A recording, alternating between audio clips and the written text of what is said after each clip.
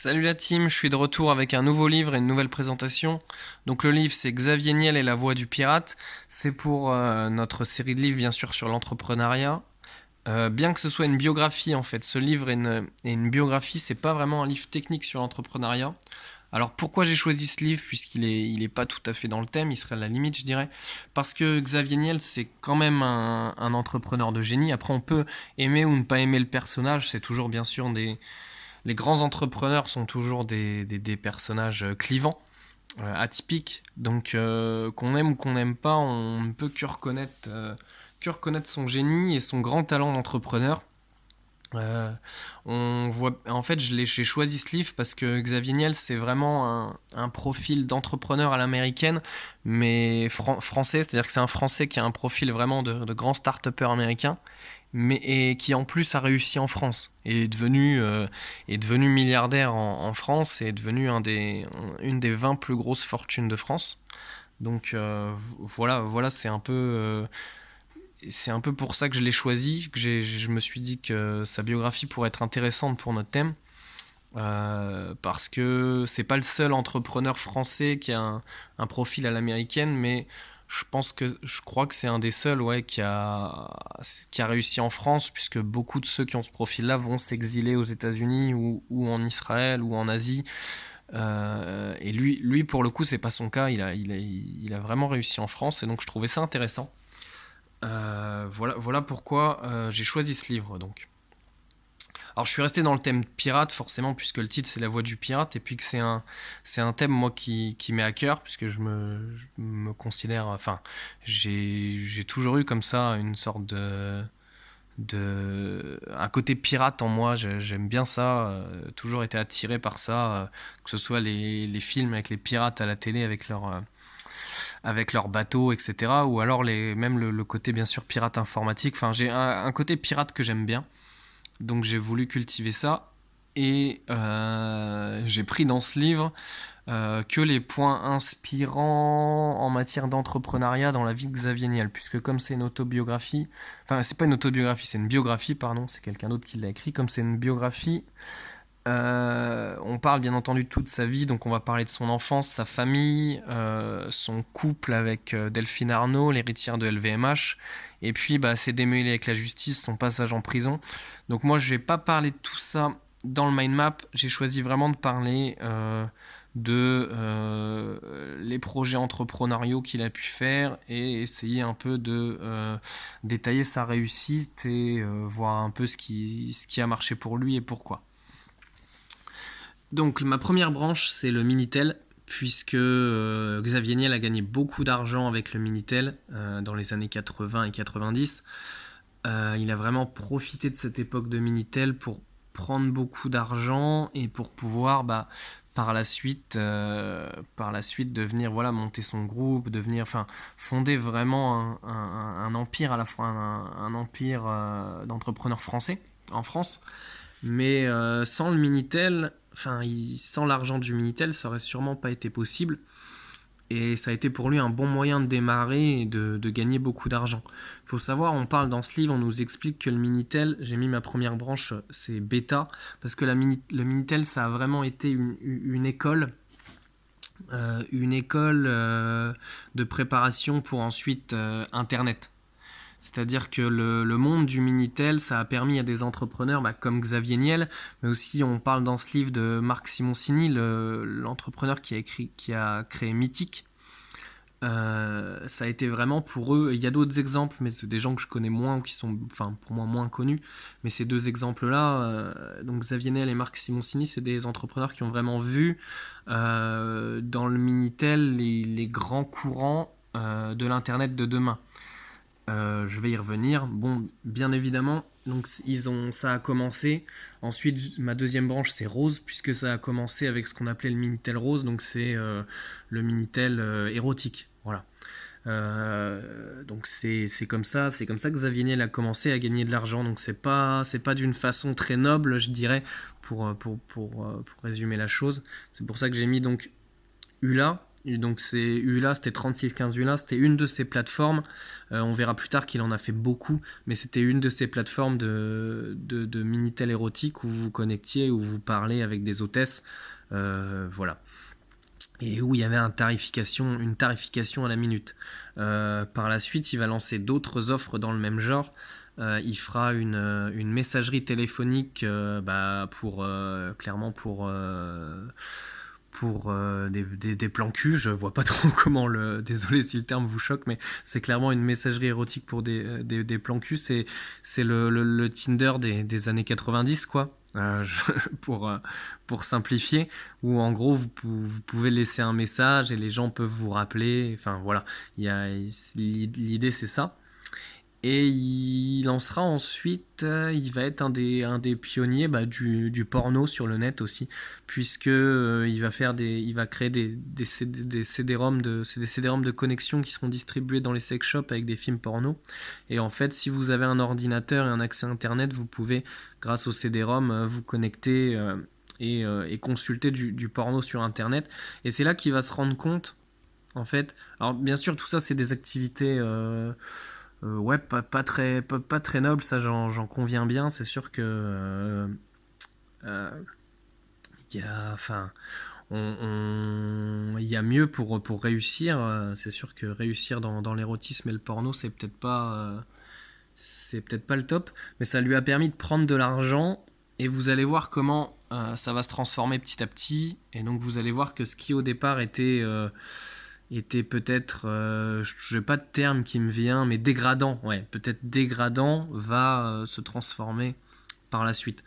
Donc déjà, à cette époque, quand il va faire de l'érotisme et du porno via le Minitel, le téléphone et les balbutiements d'Internet, il va se rendre compte qu'avec Internet, si on pouvait apporter plus de débit aux gens, on pourrait leur vendre des offres, on pourrait leur vendre de la vidéo à la demande. C'est là en fait il va prendre conscience de ça, puisqu'au départ, lui, ce qu'il vend euh, au niveau pornographique sur Internet, c'est du GIF, hein, c'est de l'image. Il y a pas, on est bien loin des tubes d'aujourd'hui, etc. Mais il imagine tout de suite que si on pouvait fournir plus de débit aux gens, on pourrait leur vendre des tas de services et faire beaucoup d'argent. Donc il a vraiment cette démarche, vous voyez, dès l'époque Minitel, et c'est en ça où j'expliquais que ma première branche, le Minitel, c'était la version bêta d'Internet. Ça a permis, voilà, aux entrepreneurs de se rendre compte des challenges de demain et des grandes opportunités de demain avec Internet pour pouvoir monter des entreprises qui allaient générer beaucoup de valeur. L'autre branche, j'ai mis pirate. Parce que c'est vraiment une époque où on sent bien qu'il est dans la piraterie, quoi. J'ai mis Transpac. Transpac, c'était le service de la Direction Générale des Télécoms qui gérait tout ce qui était ligne téléphonique euh, d'une grande importance. Et c'était principalement, vous savez, les valises téléphoniques qu'il y avait dans les voitures diplomatiques, dans les voitures des grands hommes politiques, des grands hommes d'affaires. Et Xavier Niel, lui, il va pirater Transpac et il va récupérer tous les numéros de ces valises téléphoniques, dont celle du président de la République. Et donc il va avoir le numéro de tous les grands hommes politiques français, dont le président de l'époque. Et à ça, en fait, ça va jouer à son succès parce que vous comprenez qu'à l'époque, on est en pleine guerre froide. Et si quelqu'un peut récupérer des numéros comme ça pose problème. Et donc, à ce moment-là, il va être employé par un agent des services secrets français pour justement faire de la sécurité informatique, on pourrait dire, oui, c'est de la cybersécurité, justement en peur des Russes principalement, enfin de l'URSS à l'époque de la guerre froide. Et ça va beaucoup jouer à son image de pirate et ça va lui donner une certaine popularité dans le milieu. J'ai mis œuf. Alors pourquoi j'ai mis œuf, ça peut paraître un peu bizarre, c'est parce qu'en fait à l'époque du Minitel Rose, lui il gagne de l'argent avec ses plateformes 3615. Et en fait, il va en créer plusieurs, puisque vous doutez bien, le Minitel, ça a été développé par la Direction Générale des Télécoms. Donc c'est un produit qui a été développé et mis en service par l'État français. Et vous imaginez que de l'érotisme sur un produit de l'État français, c'est pas possible, quoi. Donc ça devient illégal. Mais le truc, c'est que bien entendu, sur ces plateformes, France Télécom gagne de l'argent. C'est-à-dire que les minutes sont facturées à France Télécom et l'entreprise de Xavier Niel gagne seulement une com sur cette facturation. Donc ce qu'il va faire, c'est qu'il va créer beaucoup de plateformes. Et le fait qu'il y ait beaucoup de plateformes et que ça fasse gagner de l'argent à France Télécom, euh, va faire que France Télécom va les fermer doucement, une par une, plutôt que faire vraiment un assaut et de vouloir tous les fermer. Ils vont les fermer une par une et lui va pouvoir en rouvrir et chercher des failles comme ça, ce qui fait que c'est une sorte de cercle sans fin, puisque en fait ce qu'il fait n'est pas légal, mais ça fait gagner tellement d'argent à France Télécom que ils sont un peu dilettants sur la lutte contre lui. C'est d'ailleurs ma deuxième branche, c'était l'argent, parce que vraiment comme il fait gagner tellement d'argent à l'État quelque part que l'État, dans sa mission de le tuer, est plutôt laxiste et donc ça lui permet de survivre. Ensuite, j'ai mis une dernière branche, c'est l'annuaire, puisqu'il va aussi pirater l'annuaire et il va créer la première offre d'annuaire inversé. C'est-à-dire que vous avez le numéro, vous aurez le nom. C'est lui qui va créer ça. Et ça va être un carton, puisqu'à l'époque, personne, France Télécom ne fournit pas ce genre d'offre. Personne ne fait ce genre d'offre dans le monde. C'est une première mondiale, ça, l'annuaire inversé. Et il a même l'idée et ça, c'est intéressant, parce qu'il a l'idée de le développer à l'échelle mondiale, de faire ça. Il veut pirater tous les annuaires du monde et faire un annuaire mondial où dès que vous avez un numéro, vous avez le nom, peu importe de quel pays vient ce numéro. Et en fait, il va pas le faire parce qu'il se rend compte déjà que il a eu beaucoup de mal au niveau juridique avec France Télécom, avec ce fameux annuaire. Et il se dit que s'il l'étend à l'échelle du monde, il se rend compte que là, à l'échelle française, ça marche, il a réussi à passer entre les mailles du filet, mais il se dit qu'à l'échelle mondiale, il va peut-être réussir. Il y a peut-être un opérateur historique un opérateur historique d'un des pays d'un autre pays qui va réussir à trouver la faille et à l'attaquer et à gagner le procès. Donc il va rester à l'échelle française. Et vous voyez, c'est en quelque sorte sa niche, même si la France, on peut pas dire que c'est une niche, c'est un pays entier, mais il se rend bien compte que le fait de rester sur focus sur une seule partie du marché, c'est plus intéressant pour lui que de prendre le risque de vouloir être trop grand. Donc ça, le Minitel, ça va être une bonne école pour lui et ça va lui permettre de prendre de l'argent. Et plus tard, il fondera Iliad. Ah tiens, je viens de voir que j'ai pas fini une branche. J'ai oublié de la noter. Alors je la renote rapidement. Je fais une petite. Donc je suis de retour. Le groupe Iliad, derrière Iliad, il y a Free. Donc il va fonder le groupe Iliad. Alors il faut savoir que déjà, Iliad avant tout, c'est une équipe.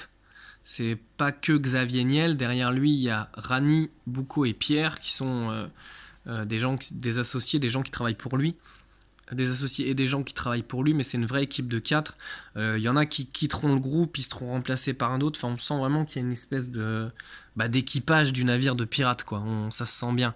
Rani, c'est vraiment le technicien. Boucaud, lui, c'est le commercial. Et Pierre, c'est le deuxième gage technique, mais il a un côté... c'est un peu le médiateur, c'est le gars sympa du groupe, quoi. Voilà, donc il y a une vraie équipe qui a une mentalité commune de pirates, mais où les gens sont complémentaires et ça crée vraiment une force à Iliad. Et le produit phare de Iliad, ça va être la Freebox, avec Free. Il faut savoir que la Freebox, c'est une première mondiale aussi. Et il faut savoir que donc le but de la Freebox, c'était de faire un terminal qui offre un accès internet illimité et du triple play. Donc on voit bien vraiment la vision qu'il avait au départ quand il faisait du porno sur internet et qui se rendait compte des limites d'internet. Si on pouvait casser ça, ces limites, on pourrait vendre plus de choses aux gens. Et là, c'est vraiment ce qu'il veut faire avec la Freebox, c'est de l'illimité, puisqu'à l'époque, Internet est limité. En temps, vous avez un accès, vous payez un abonnement avec un nombre de minutes, enfin un nombre d'heures plutôt. Et le triple play, donc le triple play, c'est-à-dire permettre aux gens d'avoir donc un accès à Internet, un téléphone par Internet et la télé par Internet. Tout ça avec un seul boîtier, c'est la Freebox. Donc, il va développer sa Freebox.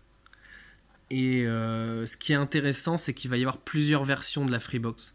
C'est-à-dire que la première Freebox, c'est concrètement un boîtier qui permet d'avoir Internet illimité et qui est un peu plus technologique que les modems que ses concurrents vendent, les autres fournisseurs d'accès Internet.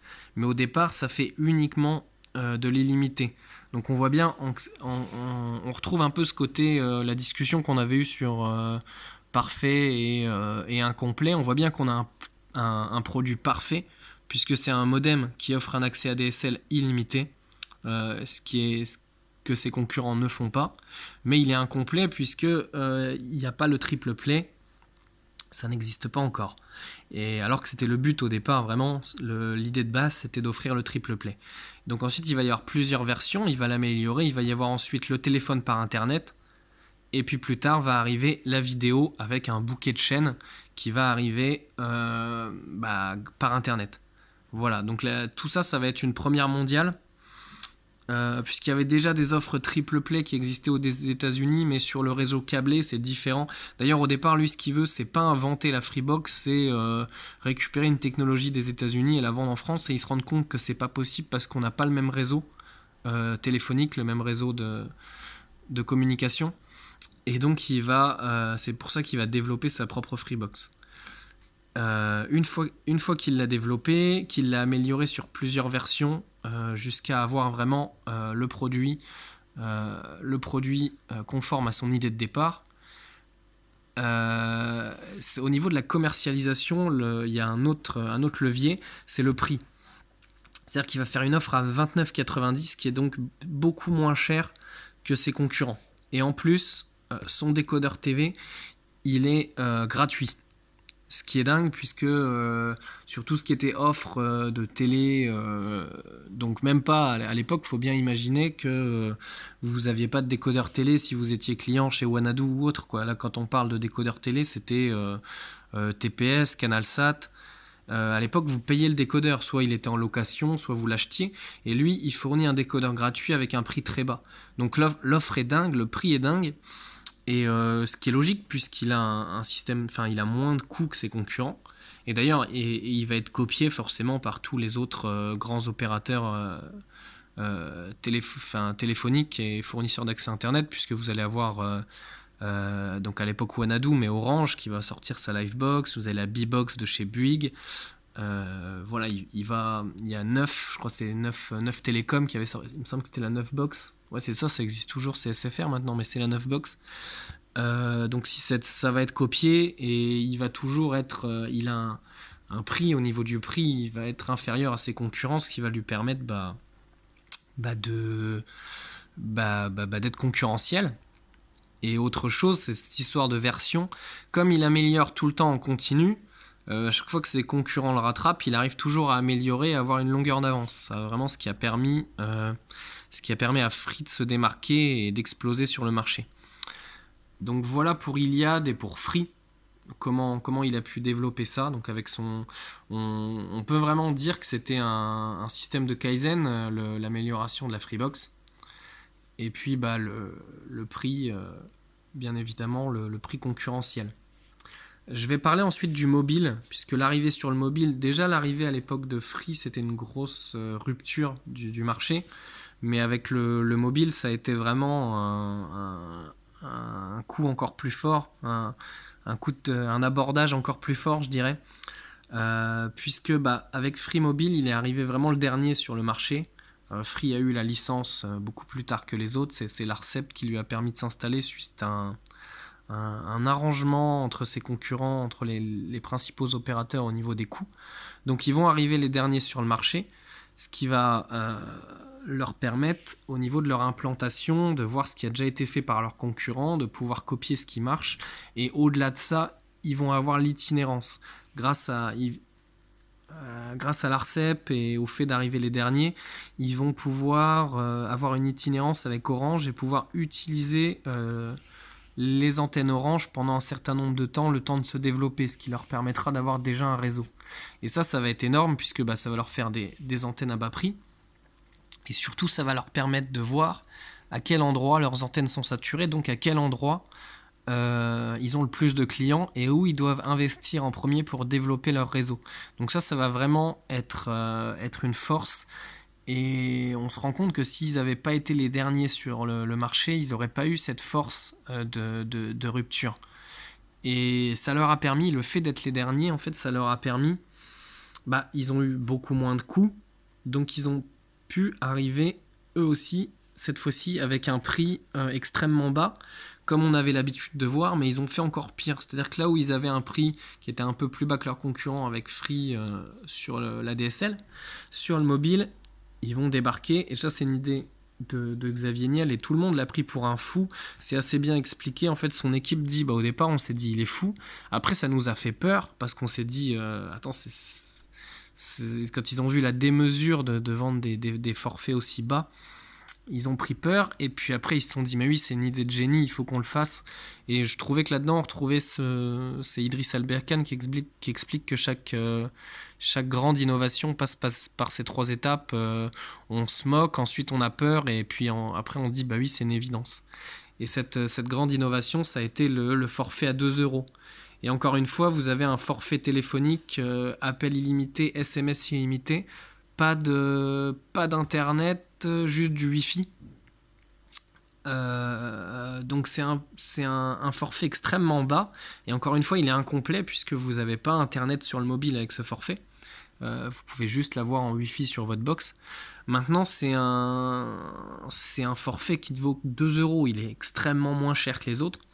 Et il permet quand même d'avoir appel et SMS illimité. Donc le rôle premier du téléphone, du forfait téléphonique est répondu, est obtenu. Les clients sont satisfaits là-dessus et le prix est vraiment bas. Donc les clients acceptent le fait qu'ils soient incomplets.